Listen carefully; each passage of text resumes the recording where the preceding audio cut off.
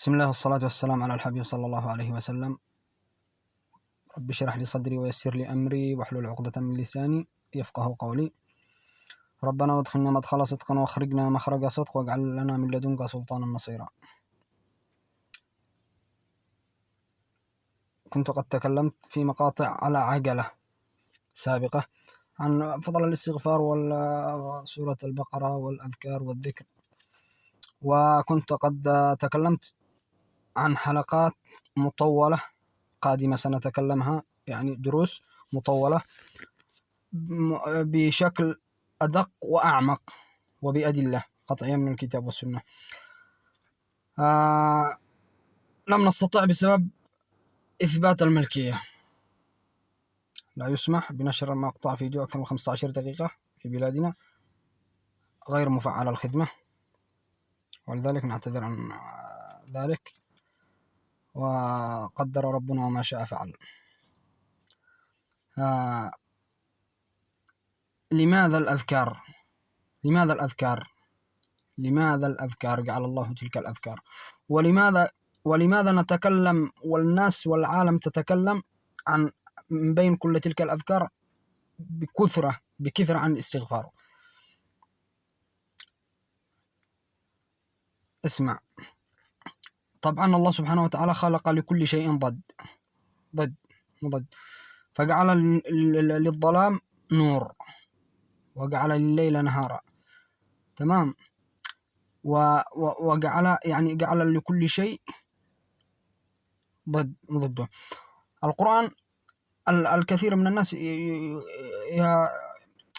كل الناس مقصرة، وكلنا كنا بعيدون عن الله وبعيدون، ولن نفي حق الله في ألوهيته في العبادة مهما عبد الإنسان، ومهما اتقي، ومهما زادت عباداته، ومهما ذكر، ومهما استغفر، ومهما قرأ، لن يعطي أحد من خلق الله سبحانه وتعالى كلها التي خلقها الله سبحانه وتعالى ألف أمة أن يأتي الله سبحانه وتعالى حق الألوهية، حق ألوهيته.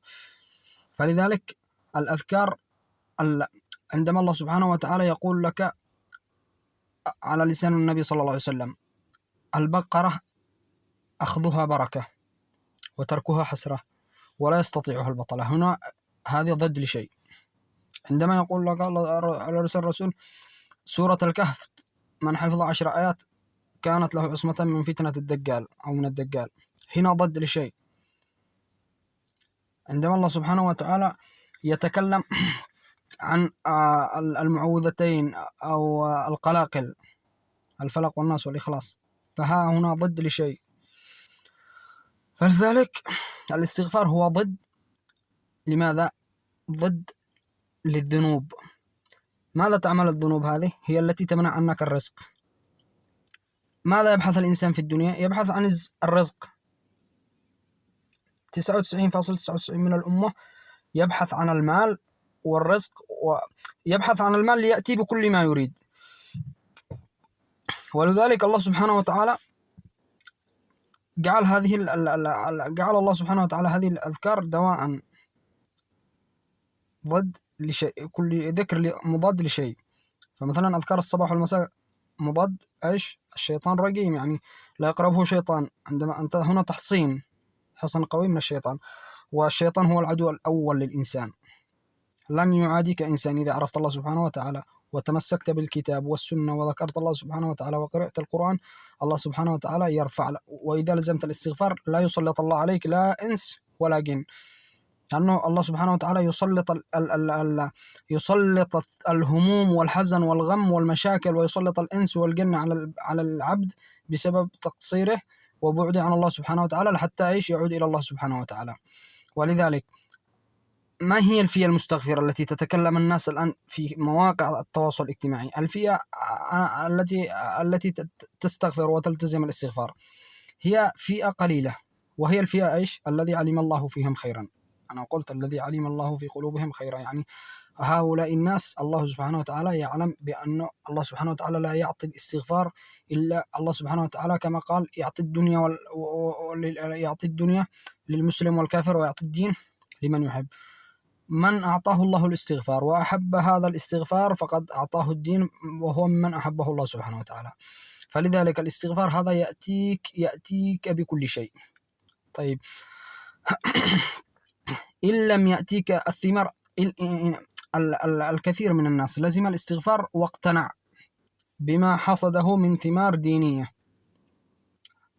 من أقوى الثمار التي يأتي بها الاستغفار هي القناعة من الدنيا، وما سيأتي هو من الله سبحانه وتعالى. يعني لا لا لا لا لا لا, لا, لا إصرار ولا تعب ولا من على الله سبحانه وتعالى، لماذا لم يعطيني؟ تمام. فلذلك هناك الكثير من الناس أثقلت كاهلهم إيش؟ الهموم، أثقلت كاهلهم الأمراض، أثقلت كاهلهم المشاكل، أثقلت كاهلهم تمرد الأولاد، ما فيش طاعة للأبوين.